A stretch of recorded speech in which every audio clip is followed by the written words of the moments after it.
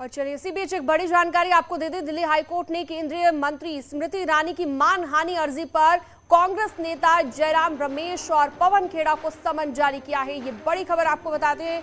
इतना ही नहीं, कोर्ट ने पवन खेड़ा को उस ट्वीट को भी हटाने का निर्देश दिया है जिसमें उन्होंने स्मृति ईरानी की बेटी पर अवैध लाइसेंस पर बार चलाने का आरोप लगाया था। दरअसल दोनों नेताओं ने प्रेस कॉन्फ्रेंस कर स्मृति ईरानी की बेटी पर अवैध लाइसेंस से बार चलाने का आरोप लगाया था। इस मामले को आधारहीन और मनगढ़ंत आरोप इसमें लगाए गए हैं। दिल्ली हाईकोर्ट ने पवन खेड़ा को बार लाइसेंस विवाद के आरोपों पर अपमानजनक ट्वीट को तुरंत हटाने का निर्देश दिया है। इस मामले में 18 अगस्त को अगली सुनवाई होगी। जयराम रमेश और पवन खेड़ा को ये झटका दिल्ली हाईकोर्ट की ओर से मिला है।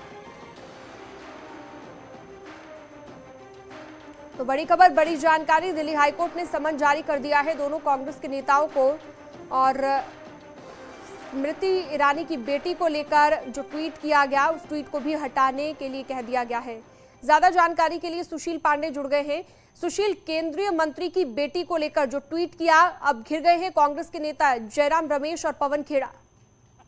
बिल्कुल, देखिए साफ तौर से एक बड़ा झटका जरूर है। हालांकि इस पूरे मामले में केंद्रीय मंत्री स्मृति ईरानी ने दिल्ली हाई कोर्ट में एक सिविल डिफेमेशन सूट फाइल किया था जयराम रमेश और पवन खेड़ा और नीता डिसूजा के खिलाफ, और उन्होंने अपनी याचिका में दिल्ली हाई कोर्ट से ये कहा था कि जिस तरह इन तमाम कांग्रेस नेताओं के द्वारा अमर्यादित टिप्पणी की गई है उनकी बेटी को लेकर और गोवा के बार रेस्टोरेंट में लाइसेंस को लेकर जिस तरह के आरोप लगाए गए हैं वो बेबुनियाद हैं।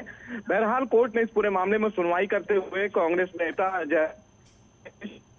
जी नोटिस जारी किया है। और इतना ही नहीं बल्कि दिल्ली हाई कोर्ट ने पवन खेड़ा को ये आदेश दिया है कि जो टिप्पणी से संबंधित ट्वीट किया गया था पवन खेड़ा के द्वारा, उसको 24 घंटे के भीतर पवन खेड़ा डिलीट करें। अगर पवन खेड़ा उस ट्विटर को डिलीट नहीं करते हैं, उस ट्वीट को डिलीट नहीं करते हैं, तो ट्विटर इंडिया उस ट्वीट को पोस्ट से हटा दे। ये एक बड़ी टिप्पणी फिलहाल हाईकोर्ट के द्वारा की गई है। और कह सकते हैं कि मुश्किलें बढ़ गई हैं, चाहे ट्वीट हटाने को लेकर हो, लेकिन समन भी जारी कर दिया है कांग्रेस के नेताओं को। फिलहाल आपका बहुत शुक्रिया सुशील पांडे इस तमाम जानकारी के लिए।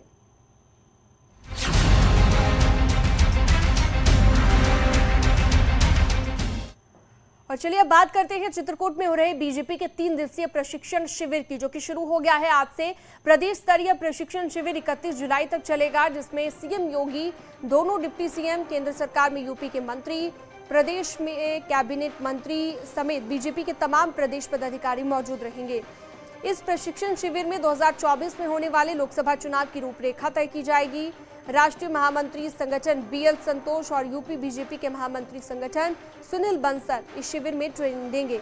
इसके साथ ही बीएल संतोष यूपी बीजेपी ट्रेनिंग क्लास में अब तक के अभियानों की समीक्षा करेंगे।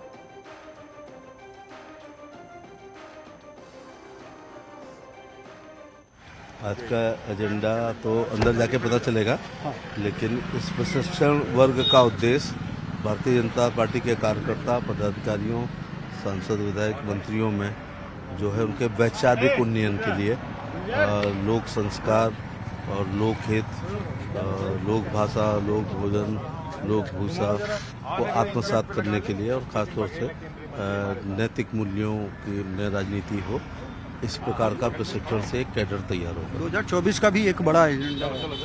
हर चीज 24 से ना देखिएगा, क्योंकि 24 में भी बहुत दूर है। ये देश चुनावों का देश है, कभी लोकसभा, कभी राज्यसभा, कभी विधानसभा, कभी विधान परिषद, कभी पंचायत, कभी ब्लॉक, कभी नगर पालिका। तो चुनाव 5 साल में 8 प्रकार के होते हैं। देखिए, संगठन के अपने कार्यक्रम हैं, कार्यकर्ताओं को रैली के माध्यम से, कार्यकर्ता सम्मेलन के माध्यम से, बैठक के माध्यम से और प्रशिक्षण वर्ग के माध्यम से, ऐसे 4 प्रकार के कार्यक्रम होते हैं जिसके कारण कार्यकर्ताओं का निर्माण होता है। कार्यकर्ताओं की भारतीय जनता पार्टी से परिचित होते हैं, बौद्धिक क्षमता बढ़ती है, इसलिए कार्यक्रम प्रशिक्षण वर्ग है भारतीय जनता पार्टी का। प्रशिक्षण वर्ग अनुशासित होता है, जिसमें हल्ला नहीं होता है, अपना एक संगठन की कार्य पद्धति है।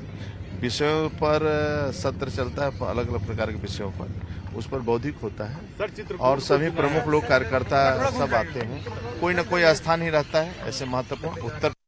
देखिए, 2024 की तैयारी एक तरह से मैंने प्रारंभ हो चुका है। हमारे हर स्तर पर बूथों को जो हमारे जो बूथ सशक्तिकरण आप देख रहे होंगे, हमारे सभी नेतागण बूथों पर जा रहे हैं। हमारी जो सी और डी कैटेगरी की जो हमारे बूथें हैं, उस बूथों को हमारे सीनियर लीडरों को, जिसे हम लोगों को भी, या जो हमारे और प्रदेश अध्यक्ष रहे, सबको 25-25, 33 बूथें दी गई हैं कि जो हमारी कमजोर बूथें हैं उसको सही करें। ऐसा है तो पार्टी का एक रूटीन काम है। कोरोना की वजह से जो एक्चुअल प्रशिक्षण वर्ग प्रदेश का नहीं हो सका था, तो प्रदेश का और जिलों के प्रशिक्षण वर्ग को एक्चुअल कराया। मंडलों के हमारे प्रशिक्षण वर्ग एक्चुअल हो चुके थे।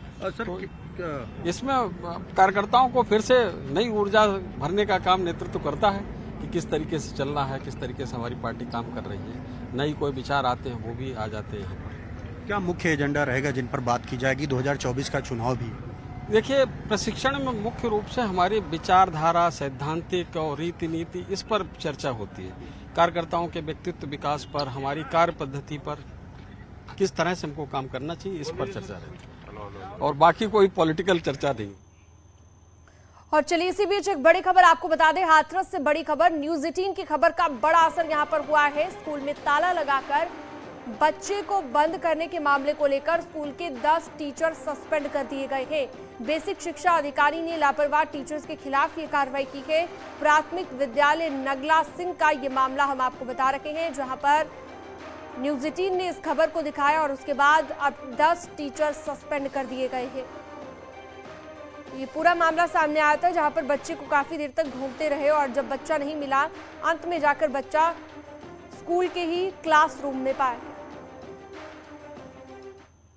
मऊ में मुख्तार अंसारी की करीबी की 83 लाख की संपत्ति कुर्क करने के आदेश दिए गए थे। जिलाधिकारी पर आदेश।